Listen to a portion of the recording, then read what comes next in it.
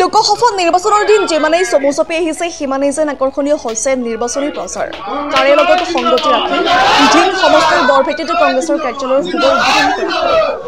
এই উদ্বোধনী অনুষ্ঠানত নগাঁও জিলা পৰিষদৰ প্ৰাক্তন সভাপতি তথা প্ৰদেশ কংগ্ৰেছ কমিটিৰ সম্পাদক হাইদৰ আলী, আঞ্চলিক সদস্য আবুল বাহাৰ ফাৰুকীৰ লগতে যুৱ নেতা আৰু সমাজ সেৱক মাইনুল হক উপস্থিত থাকে। জিলা পৰিষদৰ প্ৰাক্তন সভাপতি হাইদৰ আলীয়ে বিজেপি আৰু AIUDFক ক্ষুৰধাৰ সমালোচনা কৰাৰ লগতে বিজেপিয়ে ব্যৱহাৰ কৰা হেলিকপ্টাৰ পিছদিনা আকৌ AIUDFে ব্যৱহাৰ কৰে বুলি মন্তব্য কৰে। ঢিঙৰ পৰা ইছামুদ্দিন আহমেদৰ ৰিপৰ্ট, ইছা 24/7।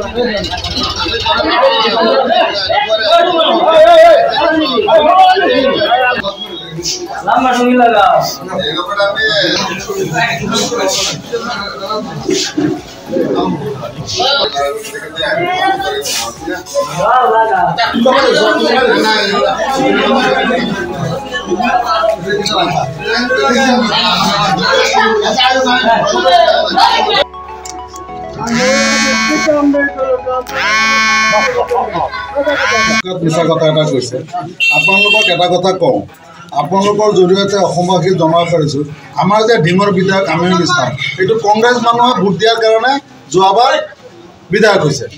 যোৱাবাৰ আমাৰ এলায়েন্স আছিল আৰু কংগ্ৰেছৰ ভোটেৰে বিধায়ক হৈছে।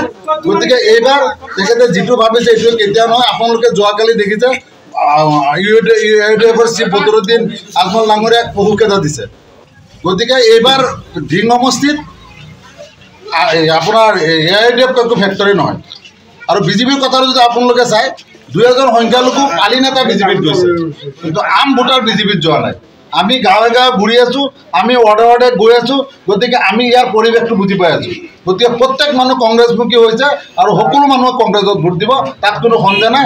আমাৰ যিজন সাংসদ বা আমাৰ কংগ্ৰেছ দলৰ যিজন প্ৰাৰ্থী প্ৰদ্যুৎ বৰদলৈ ডাঙৰীয়া বিপুল ভোটত নগাঁও লোকসভা সংসদীয় সমষ্টিত জয়ী হৈ দিল্লীৰ সাংসদত যাব। আজি উদ্বোধনী ক'ত কৰিছে এই জেগাটো? আজি বৰভেটি পঞ্চায়তত, এখন মোৰ নিজৰ পঞ্চায়ত। আজি এই পঞ্চায়তত আমি নিৰ্বাচনী কাৰ্যালয় এটা উদ্বোধন কৰিছোঁ।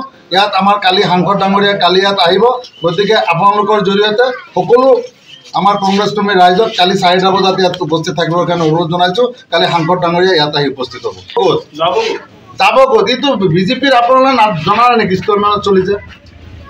আগদিনা আপোনাৰ বিজেপিৰ প্ৰেচিডেণ্টে যিখন হেলিকপ্টাৰ ব্যৱহাৰ কৰিছে, পিছদিনা বদৰুদ্দিনে কৰিছে।